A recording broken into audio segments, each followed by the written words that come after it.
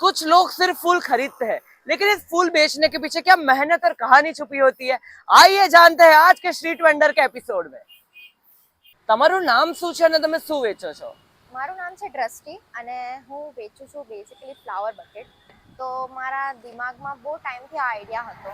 મેં વિચાર્યું કે ફ્લાવર બકેટ શરૂ કરું, લોકોને પિન્ટરેસ્ટ બાય આપતા ફ્લાવર્સ આપું.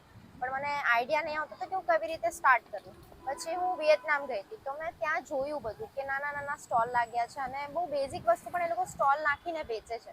તો મેં વિચાર્યું કે સુરતમાં કેમ નહીં. તો મેં મારો આઈડિયા ડિસેમ્બરમાં વિચારેલો અને જાન્યુઆરીમાં મેં સ્ટાર્ટ કરેલો. આજે મને 5 to 6 મંથ થઈ ગયા છે આ ફ્લાવર્સ બિઝનેસમાં અને લોકોનો પણ બહુ સારો એવો રિસ્પોન્સ છે.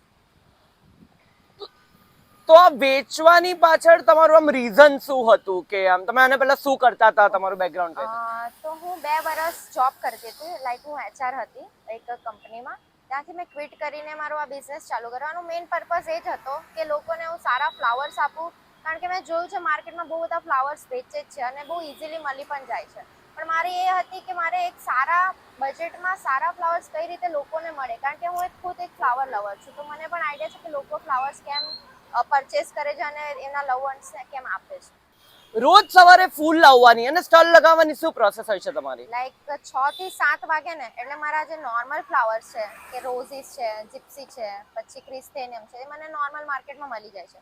પણ ઇફ કસ્ટમરની સ્પેશિયલ રિક્વાયરમેન્ટ છે લીલીસ છે, તુલિપ છે, એસ્ટ્રોમા છે, એવા બધા જે પ્રીમિયમ ટાઈપના ફ્લાવર્સ છે ને, તો એ મારે 6-7 વાગે, આજે જો હું મંગાવું સવારે 6-7 વાગે તો મને બીજા દિવસે સવારે 6-7 વાગે મળી રહે. એટલે મારે એ પ્રી ઓર્ડર કરાવવા પડે છે. અને પછી હું 10 વાગ્યાની આસપાસ મારું કાર્ટ રેડી કરું છું અને પછી મારું સ્ટોલ ચાલુ થઈ જાય છે. કયું ફૂલ સૌથી વધારે વેચાય છે અને કયા ઓકેશન પર? હમણાં તો સનફ્લાવર વધારે વેચાય છે.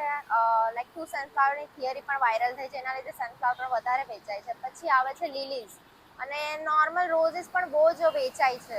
મને પણ આમ ખબર નથી પડતી કે લોકોને આટલા બધા ફ્લાવર્સ ગમે છે. આપણો મેઇન કસ્ટમર બેઝ કોણ હોય છે? મેઇન મારા કસ્ટમર બેઝ એવા હોય છે એકવાર અહીંયા આવે ને તો એક કન્વર્ઝેશન થાય, પછી મારા નોર્મલ ઓર્ડર છે ને ફોન થ્રુ જ થઈ જાય છે કે આ લોકો બજેટ કહી દે છે મને કે આટલા બજેટમાં તમે રેડી કરી દો અને ડિલિવરી કરાવી દો. આ રીતે મારું કસ્ટમર બેઝ છે અને મારો કસ્ટમર બેઝ એટલો સારો છે ને, એ લોકોને બહુ ટ્રસ્ટ છે મારા પર અને હું કોઈ દિવસ બ્રેક પણ નથી થવા દેતી.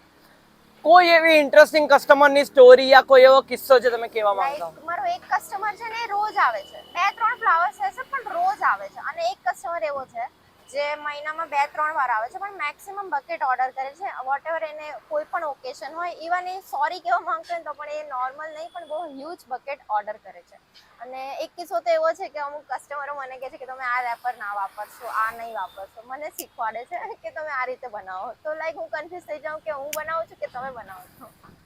તો સુરતમાં ફૂલોનો બિઝનેસ સ્ટાર્ટ કરતી વખતે સૌથી મોટી ચેલેન્જ શું ફેસ કરી તમે? પહેલી ચેલેન્જ તો સ્પેસ, કે કઈ પ્લેસ પર હું ચાલુ કરું કે મને રિસ્પોન્સ આવે. પછી જે મારે ફ્લાવર્સ ક્યાંથી લાવવા, કયા ભાવમાં વેચાય છે, કસ્ટમરને કયા પ્રેફરન્સ છે, કેટલું માર્કેટિંગ થયું છે હજુ ફ્લાવર્સનું, કેટલા માર્કેટમાં લોકો છે જે ફ્લાવર્સ વેચે છે, અને મેઇન એની કેર જે બહુ અઘરી છે. વિન્ટરમાં ઇટ્સ ઓકે કે બહુ ઇઝીલી આપણે સર્વાઈવ કરાવી શકીએ ફ્લાવર્સ, પણ સમર ગયું છે હમણાં મારું રિસન્ટ, એટલી મને તકલીફ પડી છે. ફ્લાવર્સ રહેતા જ નથી.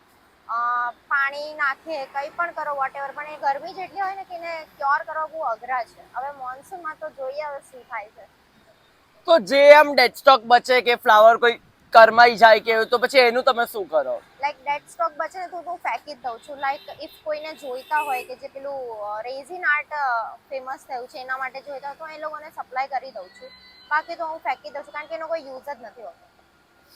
તો એનાથી તમારા પ્રોફિટ માર્જિન્સ કે એના પર શું અસર આવે છે? મને મેના ગાળામાં બહુ લોસ થયો કારણ કે ગરમી એટલી હતી અને ફ્લાવર સર્વાઈવ જ નહીં કરતા હતા. તો એના લીધે મારો એ થોડો માઇનસ પોઈન્ટ ગણી શકાય ફ્લાવર. તો આ બિઝનેસ સ્ટાર્ટ કરવા પાછળ being a young human entrepreneur તમને ફેમિલીનો કેવો સપોર્ટ હતો અને આ બિઝનેસ રન કરીને તમે ફેમિલીને કઈ રીતે સપોર્ટ કરો છો? સ્ટાર્ટિંગમાં તો ઓબ્વિયસલી ઇન્ડિયન ફેમિલીઝ કોઈ દિવસ રાજી નથી થતી આ બધી વસ્તુઓ માટે. મેં 2 મહિનાથી મનાવતી હતી કે મારે કરવું છે.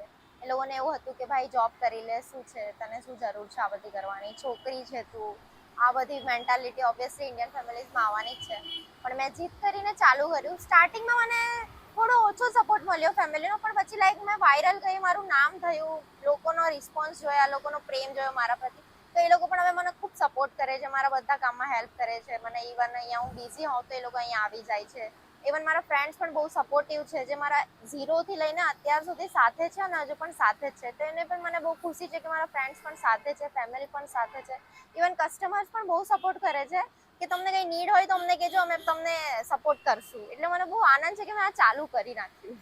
તો યુઝ્યુઅલી એમ એવું કે સમાજ વાળા શું કહેશે, માસી શું કહેશે, કાકી શું કહેશે, એ બધા ક્વેશ્ચન કઈ રીતે ઓવરકમ કર્યું તમે? લાઈક એકચ્યુઅલી મને સમાજ તો કોઈ ફરક નથી પડતો. એવું હું આ બિઝનેસ જ એના માટે કરું છું કે મને કંઈ ફરક પડતો હતો તો હું ચાલુ જ નહીં કરતી, કારણ કે છોકરીની રીતે આ બિઝનેસ કરવો બહુ અઘરો છે. લાઈક સમાજ બહુ રીતે તમને જજ કરે છે, આ તે ફલાણું, બધા બહુ સવાલો આવશે તમારે, પણ તમે એક ટાઈમે એ થઈ જાવ કે ભાઈ તમે લોકો નથી આવતા મારા ઘરે, તો હું પણ તમને જવાબ આપવા કેપેબલ નથી. તમે એક્ઝેક્ટ કઈ જગ્યા પર ઉભા રહો છો એનું કહી શકો? મારી કાર્ડ લોકેશન છે ને એસટીજન મોડર્ન સ્કૂલની સામે યુકે હાઉસ છે. યુકે હાઉસથી તમે રાઈટ સાઈડ ટર્ન લેશો ને, જે BR mall side service line જાય છે, ત્યાં મારું ફ્લાવર કાર્ડ છે.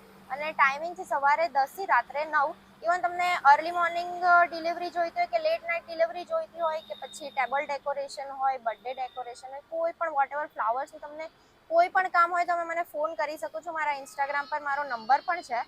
તમે મને વોટ્સએપ થ્રુ પણ ઓર્ડર કરી શકો છો. હું તમારા માટે એની ટાઈમ રેડી છું. બસ તમે ખાલી એક મેસેજ કે કોલ કરશો ને હું તમારા સેવામાં હાજર છું. તમારું સપનું શું છે? તમે અત્યારે કાર્ડ ચલાવો છો, તમે long term where do you C yourself? સપનું મારું એવું છે કે સુરતમાં કશે પણ ફ્લાવર જોઈએ ને તો મારા પર ફોન આવે છે કે ફ્લોરાબાઈ ટ્રસ્ટીમાંથી જ ફ્લાવર લેવાના.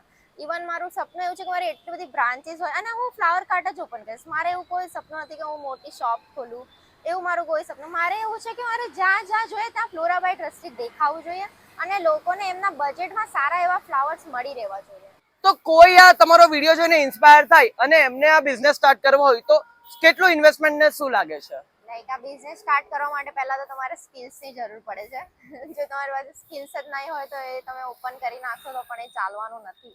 બેઝિકલી કાર્ડ તમને 50,000 to 60,000 રેડી થાય છે અને ફ્લાવર્સનો રેટ છે ને ચેન્જ થયા કરે. લાઈક સિઝનલ હોય કે અમુક પ્રાઇસ હાઈ થઈ જાય, અમુક લો થઈ જાય, એવી રીતે હોય છે. કોઈ ફિક્સ રેટ નથી હોતા. લાઈક તમે 1 લાખ to 1 to 50 લાખમાં છે ને આરામથી સારું એવું ઇન્કમ તમે જનરેટ કરી શકો છો. તો તમે સુરતમાં કઈ જગ્યાથી આવો છો અને સુરતના લોકોનો વ્યવહાર અને રિસ્પોન્સ તમારી માટે કેવો છે? હું અડાજણથી આવું છું. બેઝિકલી મેં રહું છું અડાજણમાં, પણ મેં એરિયા આ ચૂઝ કર્યો છે ફોર માય ફ્લાવર બિઝનેસ. લોકોનો રિસ્પોન્સ ઘણો સારો છે, ઘણો નહીં બહુ જ સારો છે. સારા એવા રીતે મને સપોર્ટ પણ કરે છે અને અમુક કસ્ટમરો સારા એવા સજેશન પણ આપે છે કે તમે આ રીતે ડેવલપ કરી શકો છો. કસ્ટમરનો રિસ્પોન્સ જોરદાર છે. અને એક જ વાત કહું છું, માસ્ટર ઓફ કસ્ટમાઇઝેશનનું નામ આવશે ને તો ફ્લોરાબાઈ ટ્રસ્ટી જ આગળ આવશે. वाह okay thank you so much. Welcome. आज की कहानी बताती है कि कोई भी काम छोटा या बड़ा नहीं होता। जब एक लड़की अपने सपने और मेहनत पर भरोसा करती है तो वो कोई भी मुश्किल पार कर सकती है। ये थी आज की स्ट्रीट वेंडर स्टोरी। ऐसे ही और कहानियां जानने के लिए लाइक शेयर एंड सब्सक्राइब।